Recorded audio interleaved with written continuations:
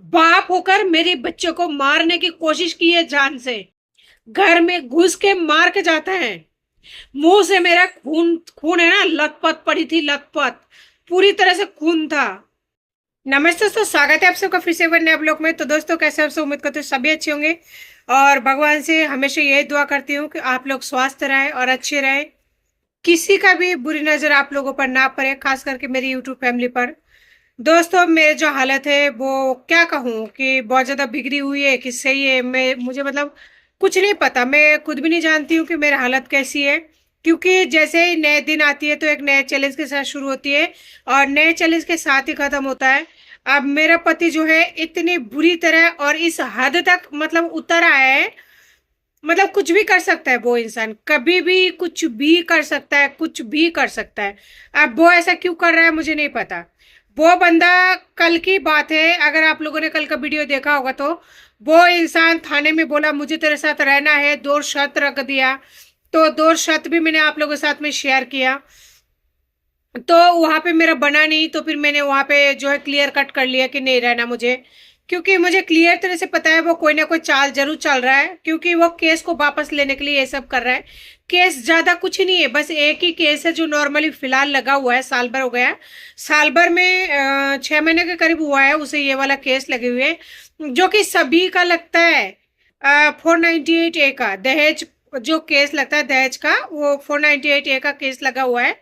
और उसे शायद, मुझे कंफर्म नहीं पता, देखिए कोर्ट कचहरी के मामले में मैं उतने पढ़े लिखी भी नहीं हूँ। क्रिमिनल केस भी बोला जाता है, शायद शायद बोल रही हूँ मैं, मुझे कंफर्म नहीं पता। बाकी यही लगा हुआ है 498 ए, जो है दहेज उत्पीड़न का। इसकी वजह से यानी उस केस को वापस लेने के लिए वो बंदा मुझे इतना ज्यादा टॉर्चर कर रहा है, मेंटली, फिजिकली। और अब तो मतलब 2 बार तो 3 बार तो वो मेरे घर पे आके मार चुका है। मैं थाने में भी गई थी, परिवादी का दिया है। अभी जो लोगों को पता होगा, परिवादी का मतलब कंप्लेन ही होती है कि जब पति साथ में नहीं रहता है तो बिना आज्ञा के वो घर पर नहीं आ सकता है। उसके बावजूद भी उस आदमी का इतना ज्यादा हिम्मत है, घर पर आता है, पीट के चले जाते हैं। और जब मैं कल काउंसलिंग के बाद में उनकी बातों को मानना इनकार कर दिया, वो मेरे गली के चक्कर काट रहा है। अब बताए किसको डर नहीं लगता, किसको बुरा नहीं लगता, खास करके तब जब आप अकेले हो। ना तो मेरे भाई है ना मेरे बाप है, आप लोग जानते हो, जो भी मेरे पुराने सब्सक्राइबर है, ये यूट्यूब फैमिली है। मैं अकेली हूँ। अकेली का मतलब बस मेरे 2 छोटे बच्चे हैं जो बहुत ज्यादा नादान है। अगर एक बार सो गया तो सो ही गया, उसके बाद में तो चाहे कोई मरी जाए, इनको कोई फर्क नहीं पड़ता। तो इनका गलती नहीं है, क्योंकि इनका एज है और ये इतना छोटा है, कहाँ है समझदारी बताइए।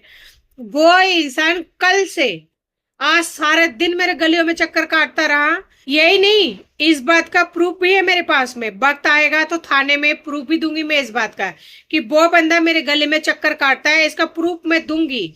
हर एक चीज का प्रूफ होता है। अगर कोई भी इंसान सोशल मीडिया पर कुछ भी बोल रहा है, सिंगल है और उसका ये बैकग्राउंड है कि उसका आसपास में कोई नहीं है, फैमिली में कोई नहीं है, तो उसके पास प्रूफ होना जरूरी है, तभी वो आगे कोर्ट में या थाने में कोई भी बात रख पाती है। तो मेरे पास इस बात का प्रूफ है कि वो इंसान पूरे दिन जो है मेरे घर के इर्द गिर्द चक्कर काट रहा था।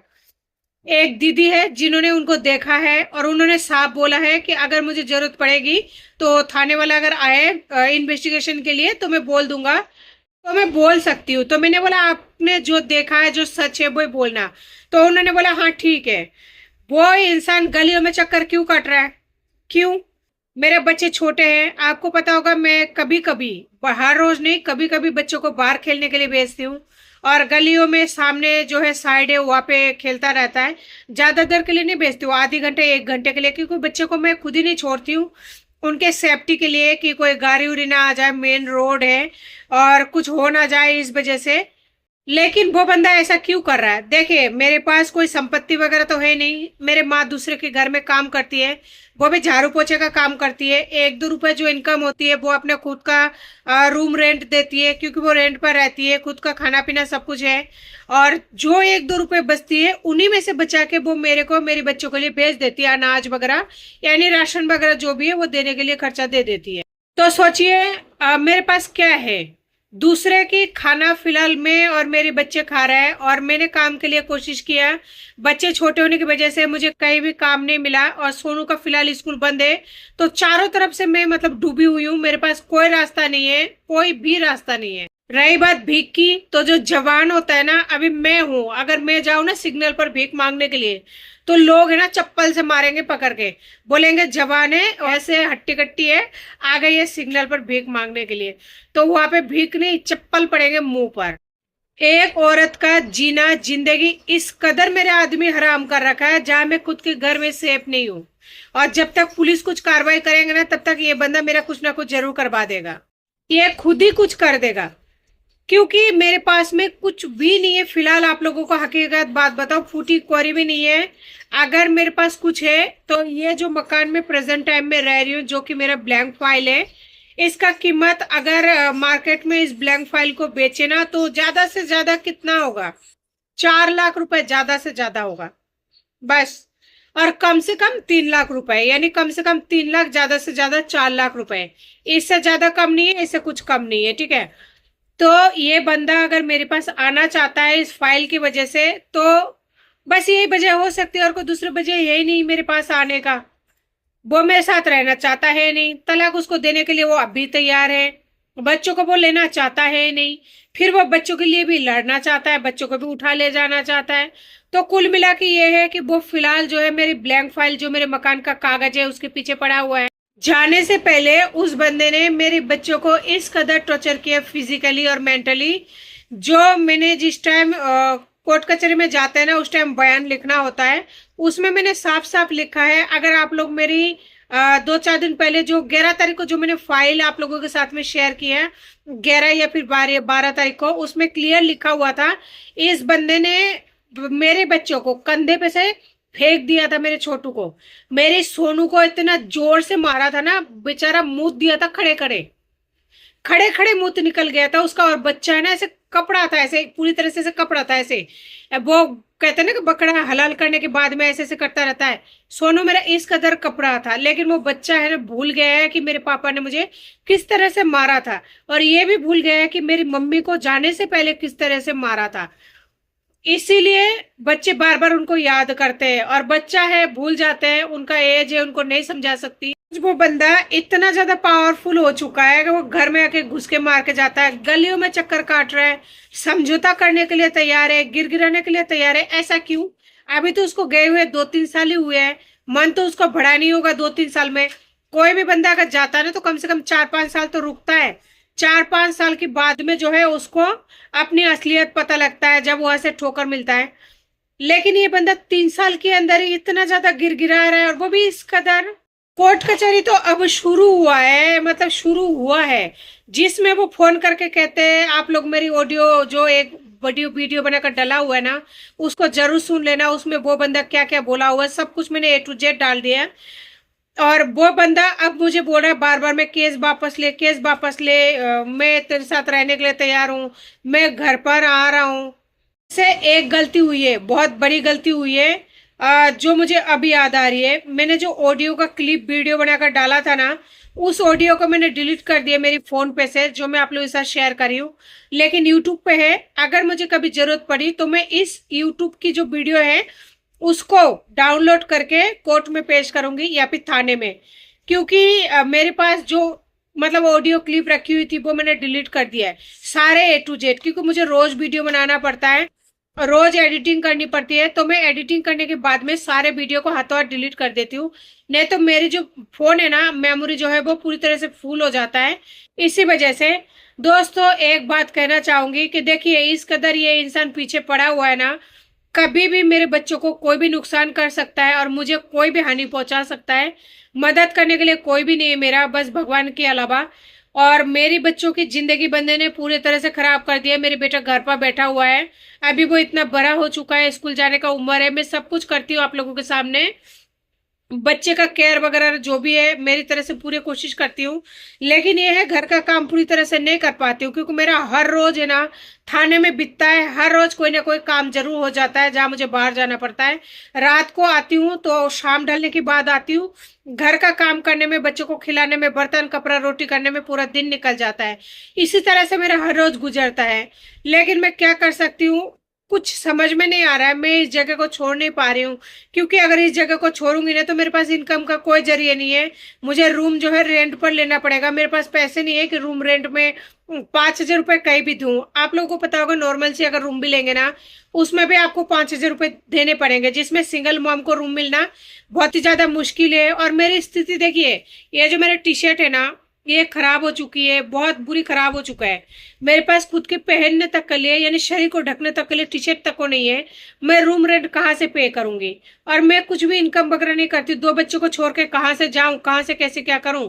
वो बंदा मुझे जयपुर छुड़वाना चाहता है। धमकियां मिल रही है, घर में चक्कर काटे जा रहे हैं। कुछ भी समझ में नहीं आ रहा है क्या करूं क्या नहीं करूं। और मैं खुद भी अगर यहाँ से चली जाती ना मेरे लिए भी बहुत ही सेफ रहता है। लेकिन कहाँ जाऊं बताइए? ना तो पियर वाला है, ससुराल का तो नाम लेना बेकार है। ना तो पियर वाला है। पियर वाले किस काम के होंगे? जिसका पति छोड़ देता है ना उसका साथ इस दुनिया में कोई भी नहीं देता है। और मेरी माँ है, 60 साल प्लस है, मैं और खुद ही रूम किराए पर लेके रह रही है। कहाँ जाऊं मैं उनके पास बताइए? ये आदमी मुझे जीते जी मार डालना चाहता है कि अगर मेरा कुछ हो जाए। अरे 3-4 लाख रुपए का फाइल लेके तुम करोगे भी क्या? उसको बेचोगे? जो भी बच्चे अपने घर में थोड़ा बहुत चैन की जिंदगी जी रहे हैं वो भी उजड़ जाएगा।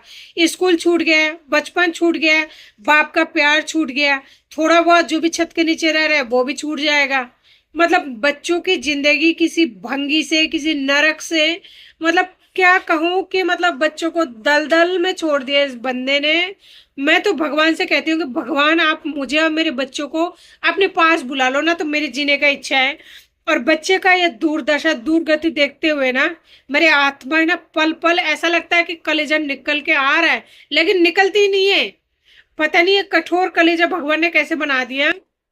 यार मेरी और मेरे दोनों बच्चों को बुला लो ना। भगवान की कम से कम 2-3 जने अगर कम हो जाएंगे, मेरे पति को शांति मिलेगा, मेरे ससुराल वालों को शांति मिलेगा, और भी जो लोग हैं मेरी बहन को शांति मिलेगी, बहुत लोगों को शांति मिलेगी।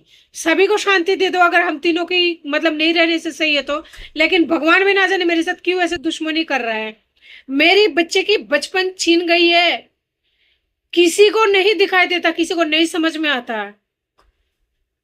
बाप होकर मेरे बच्चों को मारने की कोशिश की है जान से। नहीं समझ आता। आज भी गलियों में चक्कर काट रहा है। क्यों चक्कर काट रहा है? उसको बच्चा तो चाहिए नहीं है, फिर क्यों चक्कर काट रहा है? घर में घुस के मार के जाता है। मुंह से मेरा खून खून है ना, लथपथ पड़ी थी, लथपथ पूरी तरह से खून था।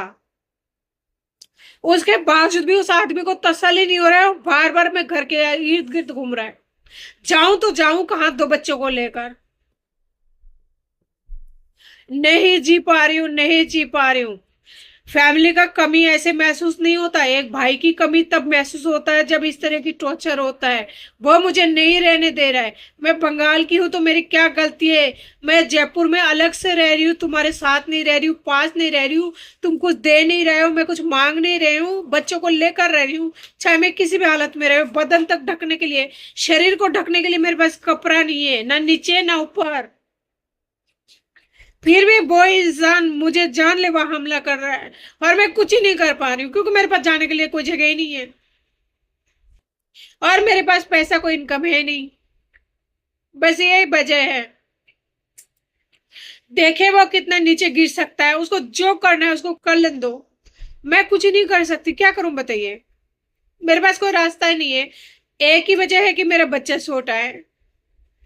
तो किशोर शर्मा, तुम्हें जितना मेरे साथ दरिंदगी करना है करो, जो करना है करो। मेरे बच्चे का जिंदगी तुमने छीन लिया है। उनकी बचपन, जिंदगी, प्यार सब कुछ खत्म कर दिया है। ऐसे लोग आगे जाके बड़े होके क्या करते हैं ना, बेकार है। मेरे आत्मा फट जाता है, लेकिन कुछ नहीं कर पाती हूँ।